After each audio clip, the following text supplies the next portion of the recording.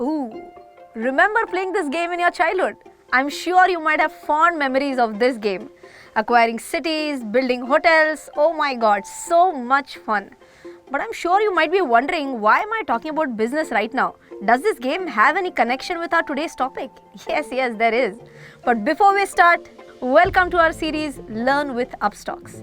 इस सीरीज में हम ratio analysis, industry analysis, balance sheet analysis और कई सारे टॉपिक्स के बारे में बात करने वाले हैं. Let's start the discussion of asset allocation, in which we are going to discuss about what is asset allocation, factors affecting it, strategies involved in it, and how to get started. Let's start with the very first concept of what is asset allocation. I'm sure everyone has played business. We used to call it as Vyapar in our childhood days. That was a game which taught us about how to invest in real estate, how to generate returns from that, and that too at such an early age. But the only problem with this game was that we allocated all our funds in only one asset class, and that is real estate. However, doing that in real life would carry high risk. So, under asset allocation, you diversify your investments into various asset classes like equities, bonds, mutual funds, gold, real estate, and so many more. This is done with an aim to manage or reduce the risk associated with these assets individually. Now the question arises as to why to diversify your investments. Well, the answer for this is that we live in a world which is called as VUCA. Now, what is this VUCA? V stands for volatile, U stands for uncertain, C stands for complex, and A stands for ambiguous. So no single asset, in short, can be the best performer consistently because of so many macroeconomic factors. And of course, this has been proven many times in the history as well. So if I give you an example, in 2014, Indian equity was the top performer. In 2015, debt was the top performer, and in 2020, it was gold. So had you invested all your money in just one asset class, you might not have been able to get the due advantage of the same. That's the exact reason why I always say that don't put all your eggs in one basket. By the way, it's not only me who says that, it's everyone who has to say that. I'm sure that now you are convinced that asset allocation or asset diversification is a must. But then if you want to diversify your portfolio, you need to understand as to how much of your total assets should go to which type of assets. For that, you have to know KYS. KYS? Not KYC, it is KYS. I just tried to coin this term. KYS stands for Know Yourself, because that's what determines the factors that affect your asset allocation. So let's go through all these factors one by one. The very first one is age. Remember this as a rule of thumb.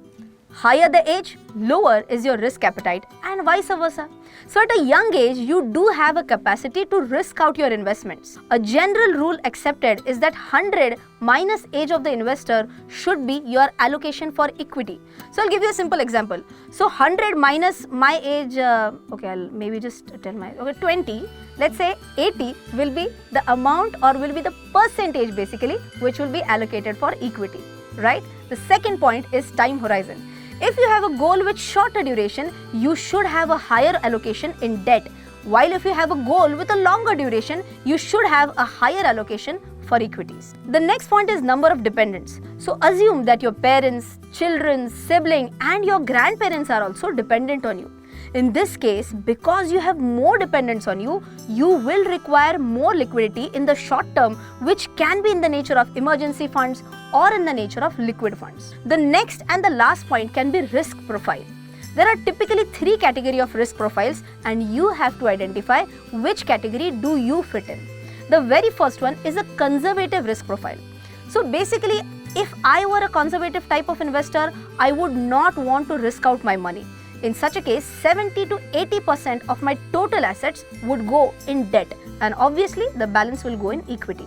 If I were a moderate level of an investor, which is okay with moderate level of risk, then it will be a balance of debt and equity, where 50% can go to debt and 50% can go to equity. And the last one is an aggressive investor, wherein almost 70 to 80% can be an exposure towards equity.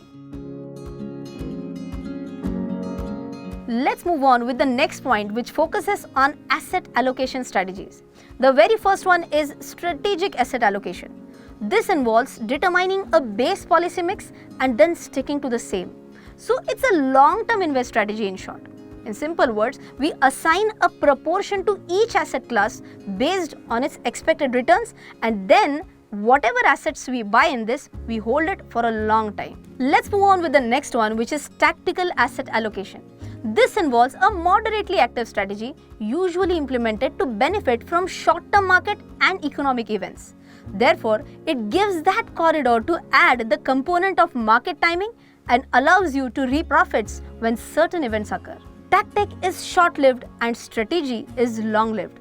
So the fund manager would try to grab an existing opportunity, whatever is available in the short term, but would stick to the original strategy in the longer term.